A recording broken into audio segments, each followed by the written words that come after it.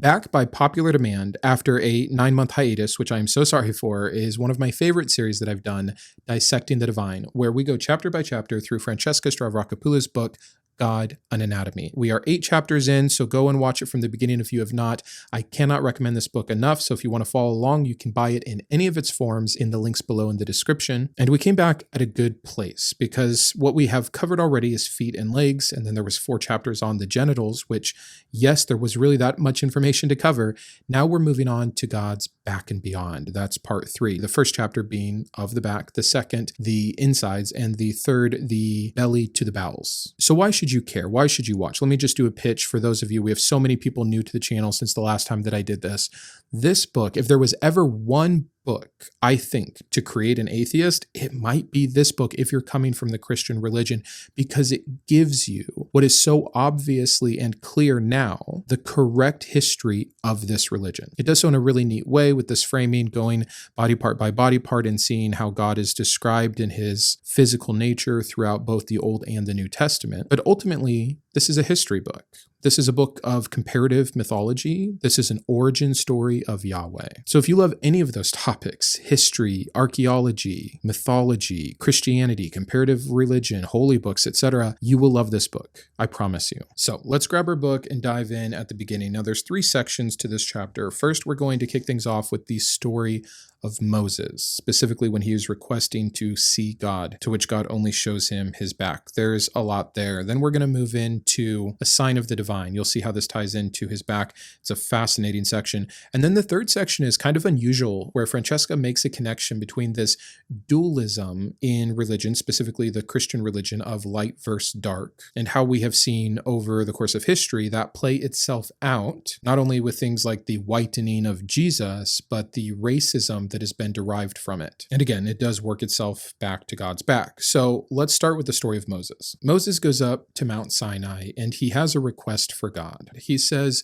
"Show me your glory," the Hebrew word there being kabod. But in the Greek Septuagint, it's even a little bit more intimate with "reveal yourself to me." So let me read to you this request from Moses. "How shall it be known that I have found favor in your sight, I and your people?" Moses asks.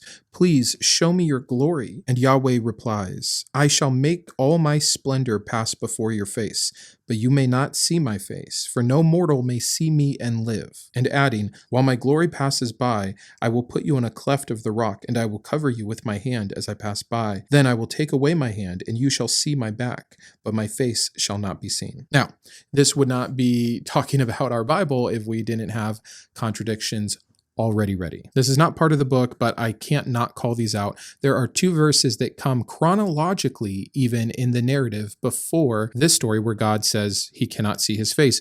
Exodus 33:11, "The Lord would speak to Moses face to face as one speaks to a friend." And Numbers 12:7-8, "But this is not true of my servant Moses. He is faithful in all my house. With him I speak face to face, clearly and not in riddles.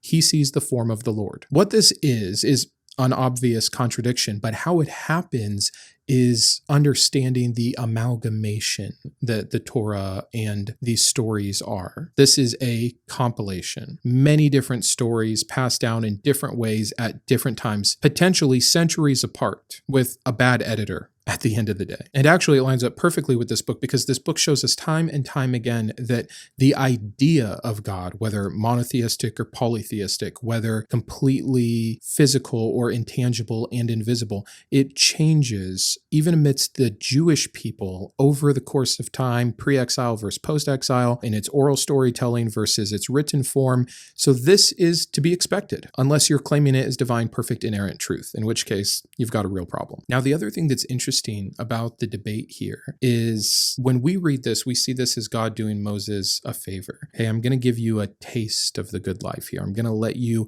have a quick look into my glory. And funny, because the word used when God passes by and Moses is allowed to peek between the rocks and take a look is God's hindquarters. It's the same Hebrew word for the butt of an animal that needs to be cleaned, which I think is just funny. Essentially, Moses got a quick peek at God's buttocks. But moving on, there's some debate around if this is a slight or not. Again, we all perceive it as this amazing moment of Moses to experience God in a way that most people don't get to. But historically, within comparative mythology, and even this very God, showing a deity's back is not a good thing. Here's what Francesca says about it. She says, "And yet culturally, the back of a god was more usually a devastating sight.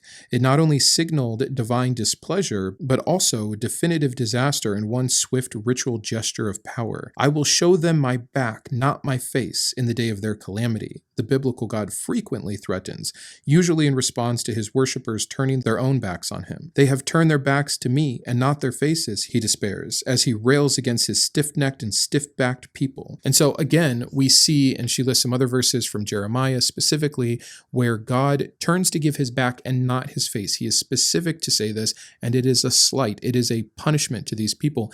And yet that's exactly what he is saying to Moses here. So again, maybe something there, maybe not. She's not trying to make a grand case out of all of this, but I do love that she points these things out. She gives us so much cultural information from the time, from before, from what was going on elsewhere in the world, to even our modern day sensibilities. Don't turn your back on me, right? We perceive it still as this insult. But regardless, when it comes to this God who believes, for whatever reason, he can't reveal his whole nature, his whole self, his face, his back or butt, depending on your translation, is still very powerful. But I'd like to wrap up this first part by just reading you a quote on what the back means. "The gods were rarely, if ever, depicted in two-dimensional religious art with their backs turned towards the viewer. In a world in which sacred images were not simply symbolic representations, but magical manifestations, the fixed image of a god's back was a dangerous curse no temple artisan or patron would dare execute, for fear of conjuring divine rejection or, perhaps worse,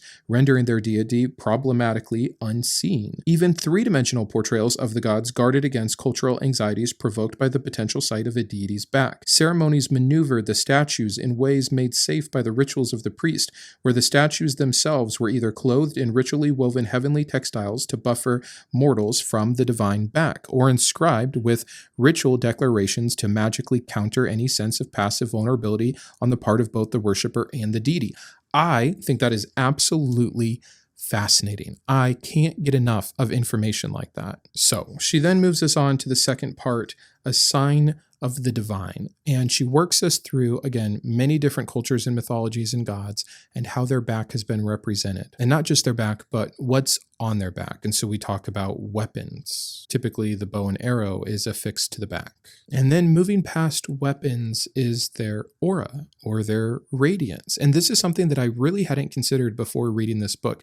We always think of heavenly or spiritual creatures or gods in light, a halo, an aura. A melamu is the example that she gives us from ancient Iraq, what would have been the Assyrians, with their god Ashur. And this melamu is the word used by them to refer to the bright, dazzling, fiery, luminous radiance of divinity. She goes through other cultures where certain gods will win or are birthed with additional auras or melamus. In fact, she gives us the example of Marduk, who we can find in the Bible, a Babylonian god. And when he was born, he was so powerful, he already wore the auras of 10 other gods just at his birth. Thus why he was known as the Bright One. The brighter, the more powerful, the more divine, the higher the deity. And if you think Yahweh is an exception to that rule, you're just completely wrong. He falls right in line with what everybody in the Southern Levant during this time frame was thinking and creating their gods like. And we see that in examples from Ezekiel and then much later Daniel and even all the way to Revelation. This God, the angels, even Jesus, which we'll get to the New Testament depictions here in a minute as well,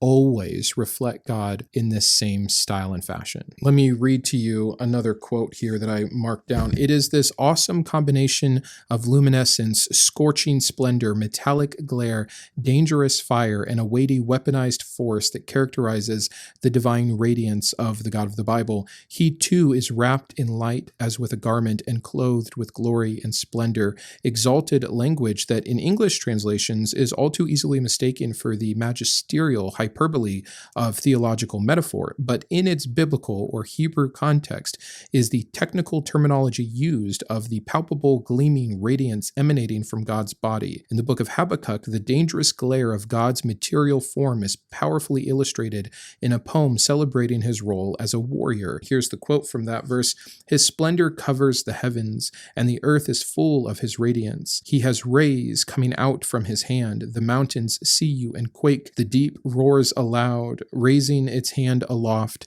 Sun and moon stand still at the light of your arrows speeding by. By the gleaming splendor of your flashing spear, you stride the earth in fury, crushing nations in rage." So again, I think it is so cool to understand how men of history thought of their gods and dressed up their gods and empowered their gods, and then to see after that, after the pattern has been established, that Yahweh is just another one to fit the mold. This book continually puts Yahweh in his place, a once lower god of a Canaanite pantheon that God established over one group of people as their patron god, essentially, borrowing all the characteristics and creative evolution from the gods that came before him, specifically from the Ugaritic myths, and then continuing to map that on to try to make his nature consistent, even as we get into the messy parts like the Trinity or his son Jesus. Then she moves on to give some more examples from this in like 5 or 6 other books of the Bible,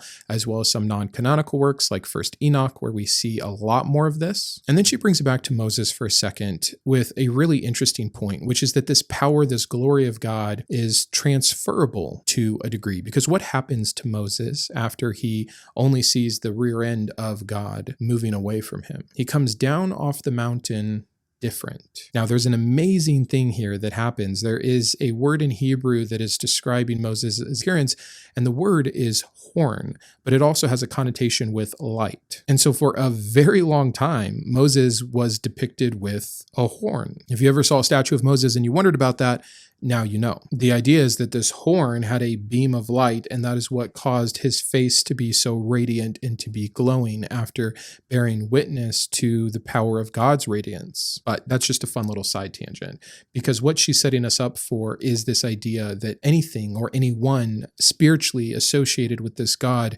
is going to be affected by the same light, bright, white, gleaming radiance. So she goes through some of those examples, and then she jumps to the New Testament, where she shows us that this is still in strong effect, and it starts with all the gospel accounts of angels. The angel who announces Christ's birth to startled shepherds does so in a blaze of shining glory. It is an angel whose appearance was like lightning and his clothing white as snow, who rolls back the stone of Jesus' tomb. In Luke, 2 supernatural beings in dazzling clothes are found standing in the empty tomb, while in the Gospel of John, angels dressed in white are discovered sitting in the darkness of the newly abandoned grave. In the book of Revelation, the heavenly Christ has a head white as white wool, white as snow. His eyes blaze with fire, his feet gleam like burnished bronze, and his face is like the sun shining with full force. So well known was the brightness of the divine bodies that Paul felt the need to warn his Corinthian correspondents that even Satan himself might appear disguised as an angel of light. But even Jesus as a man gets this same kind of treatment in the story that reflects, is obviously meant to reflect, Moses' transformation on Mount Sinai, and this is Jesus's transfiguration, where he actually meets with Moses. And afterwards, what is said about Jesus? That his face shone like the sun, a white so white that no one on earth could bleach it. That's Matthew and Mark. In Luke, he just calls it a radiant glory. This is the Greek term glory, doxa, that is the same as the Hebrew kabod, or at least that's what's translated from the Hebrew to the Greek. So again, we're seeing he has the same essence of divinity that God had in his righteous, bright glory in the Old Testament. But John doesn't need a glorious transfiguration. His whole goal was already making this Jesus divine, and mentions his radiant glory to do that. Again, doxa. You can't escape it. If you have a God, if you need him to be powerful, if you need him to be divine, you must bathe him in light. It didn't start with Jesus. It didn't start with Yahweh. They merely borrowed that property. It then goes on to cover a really neat story about the Council of Nicaea. I won't repeat it here, but it goes through the main two arguments about, okay, yeah, we know God and Jesus are one, but are they exactly the same, or did Jesus derive some kind of nature from God since he was created by God and begotten, but God himself wasn't begotten?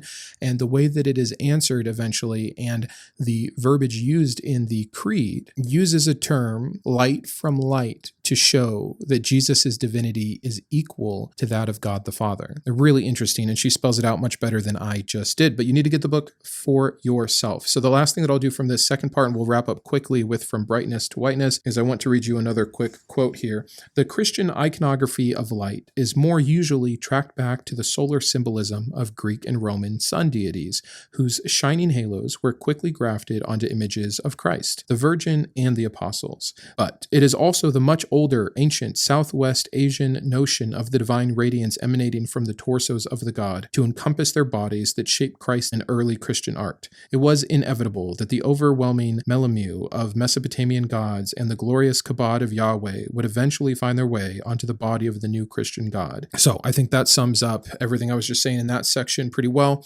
The last one, again, is kind of a side tangent for this author that we don't see a lot of, and it's From Brightness to Whiteness. And I'm going to share quickly with you from it. I'm not saying I'm not convinced by what she is saying here, but I also feel like there's a lot of multifaceted things for racism. I don't think she's trying to make the case that it is entirely from religious roots, but she does link, again, the easiest way to say it is the dualism of this light versus dark that we get in so many mythologies, but really hones in on the Christian texts. She goes on to mention here that Satan, again, depending on some books, and not all of them are canonical, is depicted as black. And of course, over time, Christ just gets whiter and whiter and whiter. And here's kind of her setup for it. God is light, and in him there is no darkness at all, claims the writer of the Gospel of John. As Jesus is the embodiment of divine light in the Gospel, so his opponents are cast as evildoers who love darkness rather than light. In the book of Acts, Paul's shift from a traditional form of Judaism to faith in Jesus Christ is said to have been triggered by his own literal illumination by a light brighter than the sun shining down on him from heaven. Christ then commissions him to convert Jews and Gentiles so that they may turn from darkness to light. It goes on and on and on. I mean, she really makes the case for, again, that dualism of light and dark representing good and evil that is so fraught throughout the entire Bible. I like the way she puts it here, a theological coding of evil and sin as darkness in early Christianity. So she lists many more examples, and then she gets to a few bigger case points. One of them is the story of Jerome, and she quotes him here, "At one time we were Ethiopians in our vices and sins. How so? Because our sins had blackened us. But afterwards we heard the words, 'Wash yourselves clean.'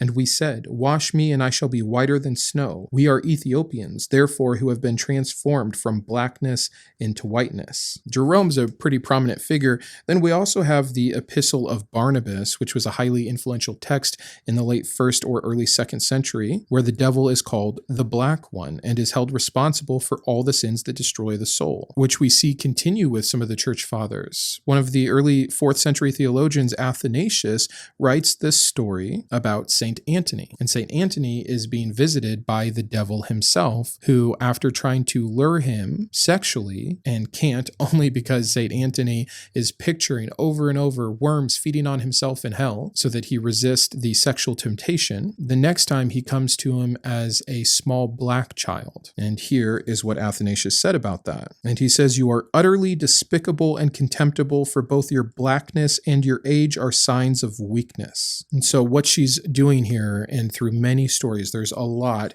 is she is establishing this crossover effect of having associated evil and darkness with black and goodness and righteousness with white, that it had these psychological effects of viewing people of color as sinful or worse. And unfortunately, she has a ton of examples for us, but I won't read you all of them. I will read you this quote here that I think explains it pretty well. The demonization of Black people, dressed in tropes of eroticized danger and sinful deviancy, clearly continues to stalk the world in highly damaging and deadly forms today. Some things of this can be attributed to the color-coded dualism inherent within early Christian theology, which lent itself as easily to the whitening of divinity as it did to the blackening of evil. And then it ends there with a decent excerpt on the whitening of Jesus and the blonde hair and the blue eyes, the whole deal. So that is chapter 9 of God, an Anatomy. Thanks for showing up on Thursdays, not knowing exactly what you're going to get. If you like the series, you definitely want me to continue with it, please let me know. It's a big book, and we are only this far through, but I have read the whole thing, and I absolutely love it. And in the meantime, I'd encourage all of you to get it. I'll see you Sunday with a new video, and until then, keep thinking. I wanted to personally thank my top tiers of support, my Iconoclast and Boris GVI, Joe, Kitboga, Perry, Rokkit, Shawn, and Tom, my Humanist heroes, James, Jarrod, Kristi, and Thronus, my Atheist advocates, Caleb, David, Jeff, Jeffrey, Lisa, Paul, Sparky, and Todd, as well as all of my secular scholar patrons. If you believe in the mission of this channel, or you just enjoy its content, please consider joining these fine people. Thanks, and have a great day.